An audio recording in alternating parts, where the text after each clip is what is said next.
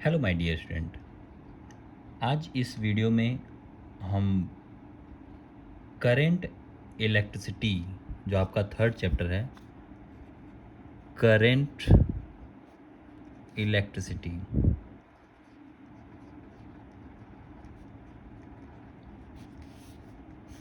इस चैप्टर को स्टार्ट करने जा रहे हैं। पिछले वाले वीडियो में बेटा मैंने इस चैप्टर से रेलेवेंट जो सिलेबस है, जो टॉपिक्स हैं और जो टॉपिक्स में न्यूमेरिकल इम्पॉर्टेंट है या थ्योरी इम्पॉर्टेंट, उसको डिस्कस किया था एक ओवरव्यू टाइप में कि मतलब क्या क्या चीज़ अपने कवर करना और कैसे हम इस चैप्टर को डील करेंगे। ठीक है, throughout whole of the year कैसे हम इसको कवर कर पा रहे हैं, कैसे हम इसको पूरी तरीके से यानी अपने लेवल से हम कैसे कवर करेंगे। तो इस वीडियो में बेटा हम थोड़ा डेफिनेशंस और कुछ कॉन्सेप्ट बेसिक सा लेकर के स्टार्ट करेंगे ताकि पूरा आपका बेसिक से क्लियर हो। ठीक है, तो हम देखेंगे पहला जो डेफिनेशन है, जो पहला है, आप देखोगे पहले सबसे पहला जो आपका टर्म था, टॉपिक था, वो है इलेक्ट्रिक करंट। वो है इलेक्ट्रिक करंट।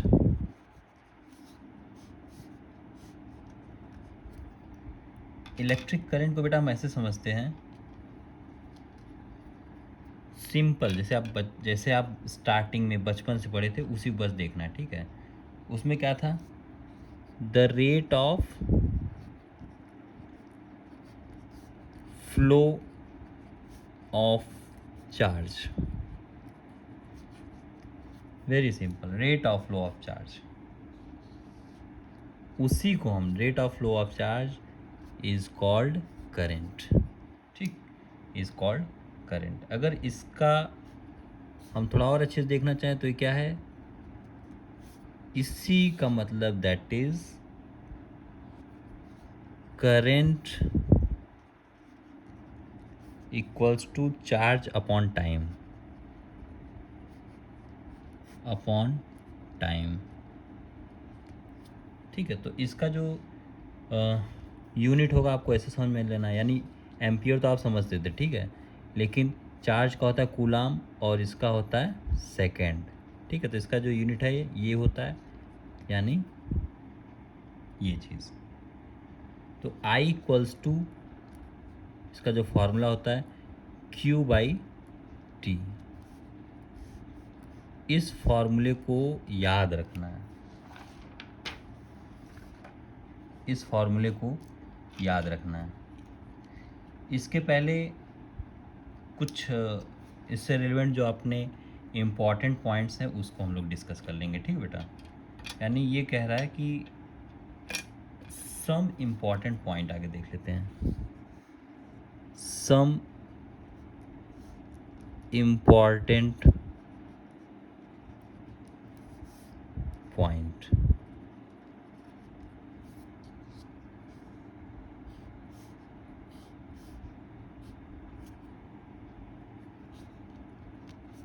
पहला क्या है,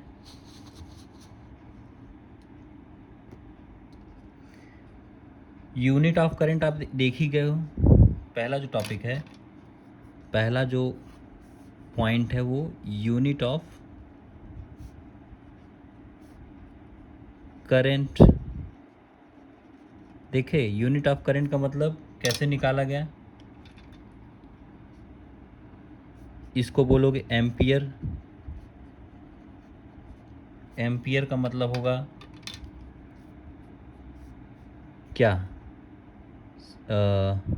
C/S, कूलाम पर सेकेंड। ठीक है, तो यानी 1 कूलाम इक्वल्स टू, ये फॉर्मूला होगा, यानी 1 एम्पियर चार्ज की वैल्यू जब 1 कूलाम ऑफ चार्ज 1 सेकेंड में फ्लो होगा तो उसी को हम 1 एम्पियर करंट बोलेंगे। दूसरी जो इसकी बात होती है वो है डायरेक्शन।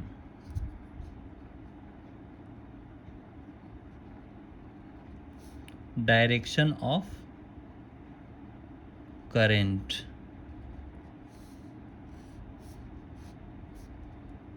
Direction of current. तो जो डायरेक्शन ऑफ करंट होता है बेटा वो हमेशा अपोजिट टू द, वो हमेशा क्या होता है, अपोजिट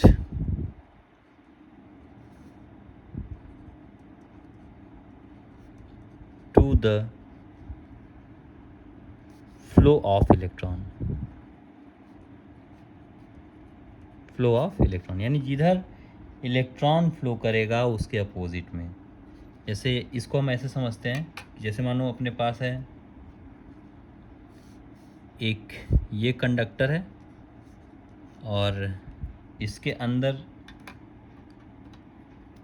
यहाँ इलेक्ट्रॉन है, इलेक्ट्रॉन का डायरेक्शन इधर है, ठीक है, इधर साइड है। तो करंट का डायरेक्शन जो होगा बेटा, करंट का डायरेक्शन अपोजिट होगा, ठीक, यानी इलेक्ट्रॉन नेगेटिव चार्ज होता है। अगर इसी को हम देखना चाहें पॉजिटिव चार्ज के रिस्पेक्ट में, तो क्या होगा, पॉजिटिव चार्ज अगर जब इधर जाता होगा, ठीक है, पॉजिटिव चार्ज जब इधर जाएगा तो वहाँ हम करंट का भी डायरेक्शन उसी के डायरेक्शन में समझेंगे, ठीक है। नेक्स्ट देखते हैं, इसके बावजूद देखो यहाँ डायरेक्शन होने के बावजूद भी जो थर्ड पॉइंट है वो ये कह रहा है कि but the current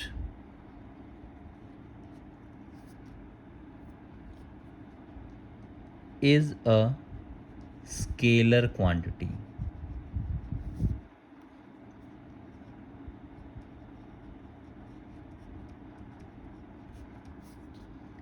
scalar quantity क्यों? बिकॉज it does not क्या follow the rule of vector addition, does not follow the rule of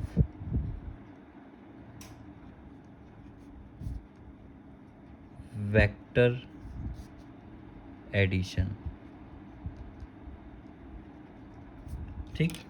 ये बहुत इम्पॉर्टेंट पॉइंट है कि डायरेक्शन होने के बावजूद भी हम कैसे समझ ले रहे हैं। वो ऐसे होगा कि जैसे मानो यहाँ अपने पास एक 3 एम्पियर का करंट आ रहा है और यहाँ अपने पास एक 7 एम्पियर का करंट आ रहा है। तो इन दोनों का जो इस नोड से अब यहाँ से अगर जाना है यानी टोटल इनकमिंग को इक्वल टू टोटल आउटगोइंग, तो यहाँ जो होगा वो 10 एम्पियर होगा। देखो कोई vector law of addition follow कर रहा है क्योंकि यहाँ डायरेक्शन कुछ नहीं, तो इसीलिए इसको क्या बोला गया है, स्केलर क्वांटिटी। नेक्स्ट फोर्थ वाला देखेंगे बेटा, इंस्टेंटेनियस करंट।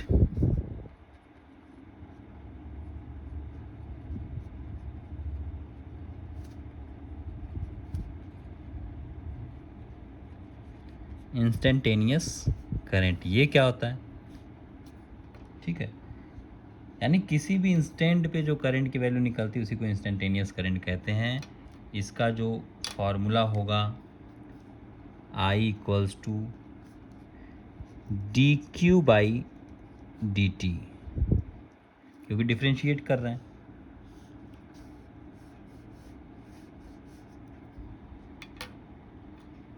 ठीक। ये कब यूज़ किया जाएगा, used when charge is variable. जब चार्ज वेरिएबल होगा तब इसका यूज़ किया जाएगा। ठीक है, इसका एग्जांपल समझ लेते हैं। For example, if charge flowing through a conductor is क्या है, Q की वैल्यू मान लो 3t का स्क्वायर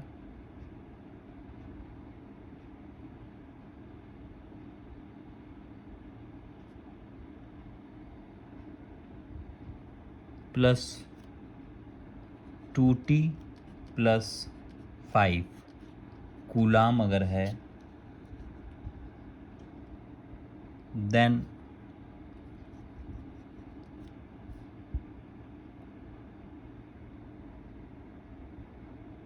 फाइंड द करेंट। अगर मानो ये अपना दिया है तो बोला देन फाइंड द करेंट। तो यहाँ जो होगा, और टी की वैल्यू यहाँ मान लो, टी की वैल्यू 1 सेकेंड। ठीक है, टी की वैल्यू मान लो 1 second.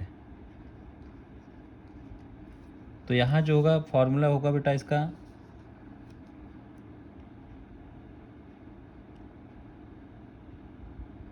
I equals to D, अब यानी 3t का स्क्वायर माइनस 2t प्लस 5, और इसी को dt के रिस्पेक्ट में हमको डिफरेंशिएट कर देना होगा, तब जाके अपनी वैल्यू निकल के आ जाएगी। ठीक है, इसके लिए कन्फ्यूजन है, डिफरेंशिएशन आपको आना चाहिए तब जाके निकल जाएगा। इसमें हम लोग इम्पॉर्टेंट पॉइंट देख लें, इसलिए हम डिफरेंशिएशन नहीं कर रहे हैं ताकि फटाफट हो, नहीं तो वीडियो बहुत बड़ा बनेगा। तो हम ये देखेंगे बेटा, कैलकुलेशन ऑफ चार्ज। अगर मानो अपने को चार्ज कैलकुलेट करना है तब क्या होगा, जो 5th पॉइंट है, यानी कैलकुलेशन ऑफ चार्ज। फॉर्मूला वही रखते हैं हम, क्या, I equals to D Q upon D T.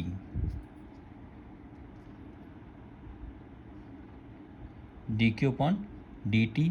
तो यहाँ से इसी फॉर्मूला से बनेगा डी क्यू की वैल्यू जो निकल के आएगी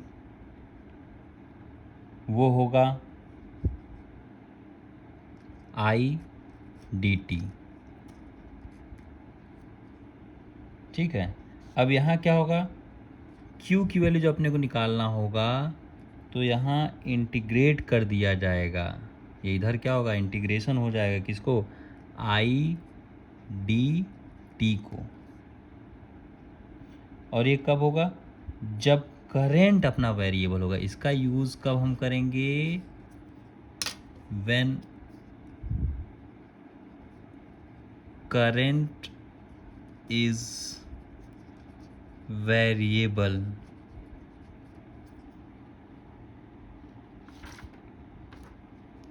ठीक,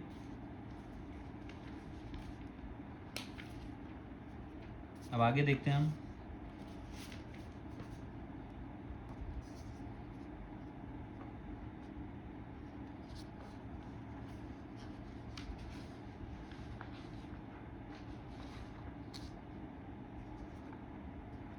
जो नेक्स्ट पॉइंट है बेटा वो है calculation of charge from the graph.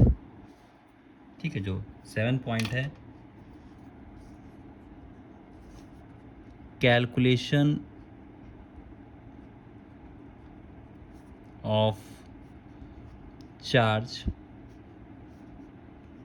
From the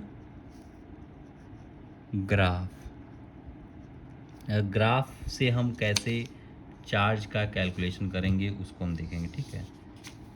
जैसे मानो इसी का वही जो फॉर्मूला ये ऊपर रखा है, ठीक है, इसी फॉर्मूले को ले लेंगे यहाँ, तो क्या होगा, फ्रॉम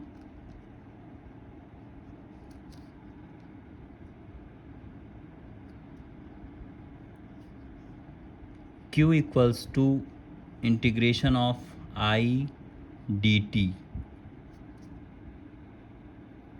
तो Q की जगह पे वही रहने दो, इसी को हमको निकालना है, यानी ये क्या होगा, area under I T graph, I और टी के बीच में जो ग्राफ है उसको निकाल लेंगे, तो यानी अपना निकल के आ जाएगा, ठीक है।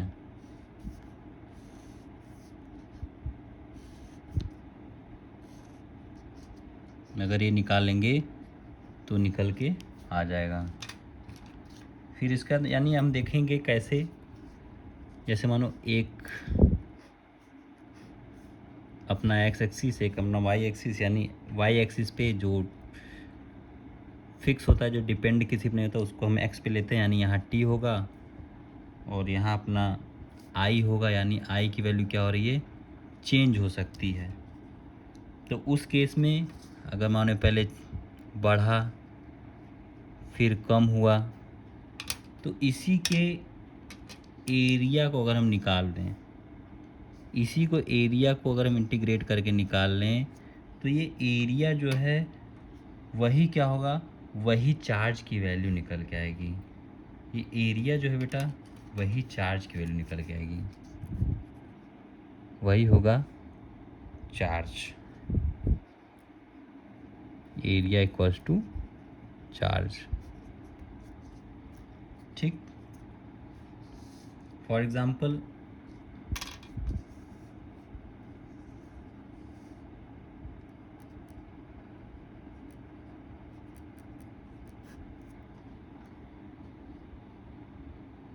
अब जैसे एग्जाम्पल ना करते हैं हम लोग, डायरेक्ट चलते हैं फिर नेक्स्ट वाले पॉइंट पे। तो कैलकुलेशन ऑफ जो नेक्स्ट वाला है, क्योंकि इस पर न्यूमेरिकल आ रहा है फिर वही टाइम लगेगा, तो हम क्या देखेंगे नेक्स्ट वाले पॉइंट को, सेवेंथ वाला, calculation of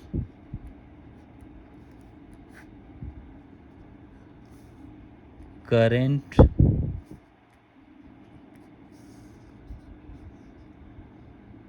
when charge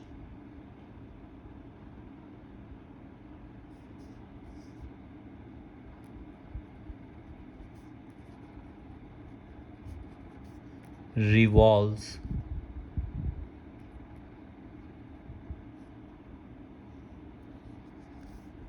around a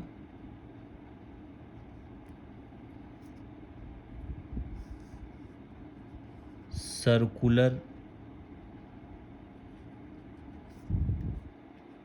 path,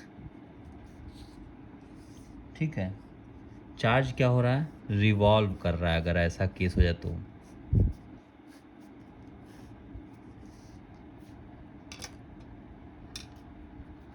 तो उस केस में क्या होगा, जैसे मानो चार्ज ऐसे है, इसी सर्कुलर ट्रैक से चार्ज अपना क्या है, चल रहा है, रिवॉल्व कर रहा है, जिसका ये मानो जैसे पॉइंट P है और यहाँ से R डिस्टेंस है और ये चार्ज Q है, ठीक है। तब यहाँ करंट की वैल्यू क्या होगी, करंट की वैल्यू अगर हम निकालना चाहेंगे तो वही फॉर्मूला पहले लगेगा, Q/T। तो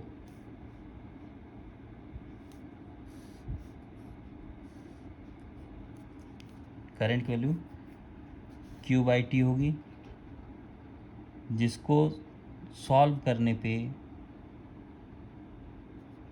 जैसे अगर मानो जिस पे हमको निकालना होगा टाइम की वैल्यू, अगर हमने को निकालना है, जैसे मानो ये तो हो गया, अगर इसे टाइम की वैल्यू अगर निकालना है यहाँ,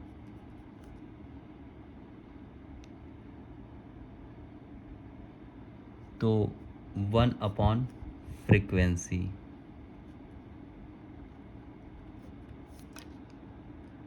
ठीक, यानी 1/f। और 1/t जब होगा वो किसका होगा, वो फ्रीक्वेंसी का फॉर्मूला होगा। तो ऐसे ही I इक्वल्स टू जो Q/T है,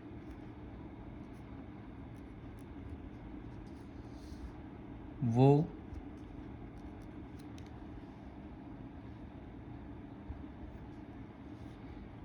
QF हो जाएगा, ठीक है, क्योंकि उल्टा है, तो QF हो जाएगा I की वैल्यू, अगर फ्रीक्वेंसी के करस्पॉन्डिंग देखना चाहें तो,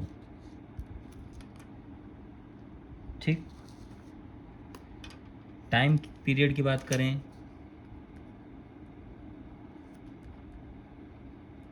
time period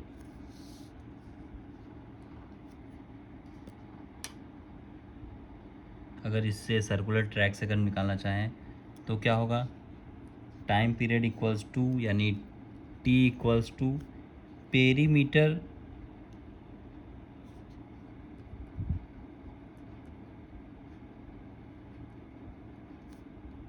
upon speed, perimeter upon speed, तब जाके निकल आता है, यानी जो speed equals to distance upon time होता है, तो यानी ये डिस्टेंस, अब टाइम, टाइम क्या होता है, ठीक है, उसका उल्टा होता है डिस्टेंस अपॉन स्पीड। तो ऐसे यहाँ पेरीमीटर अपॉन ये, तो पेरीमीटर जो होता है बेटा 2πr अपॉन जो स्पीड है उसको v से डिनोट करते हैं, ठीक है। यहाँ से अगर करंट की वैल्यू निकालना चाहे अगर इस फॉर्मूले से, तो क्या होगा, I इक्वल्स टू, वही फॉर्मूला लगा दो, Q अपॉन T। तो Q की जगह क्या है,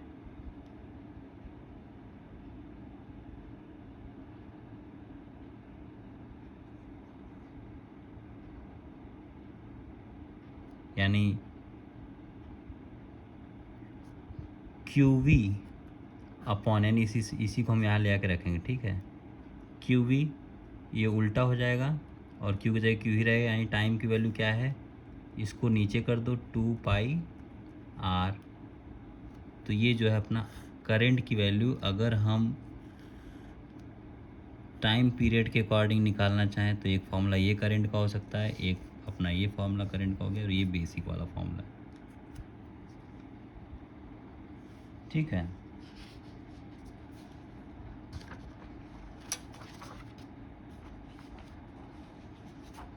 तो जो नेक्स्ट आता है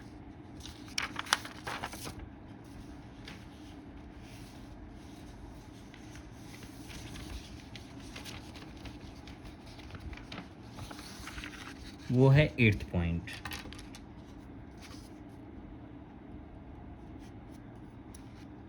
इसमें क्या कह रहा है, when number of electron, when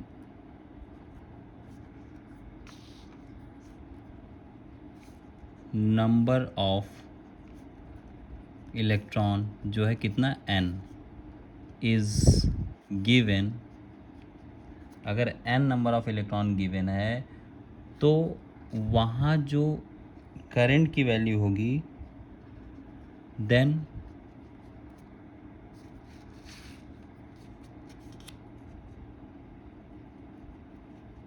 current की वैल्यू जो है I equals to Q upon T, बहुत बेसिक सा है, Q अपॉन T, यानी Q की जगह क्या होता है n e number of electron और इलेक्ट्रॉन अपॉन टाइम।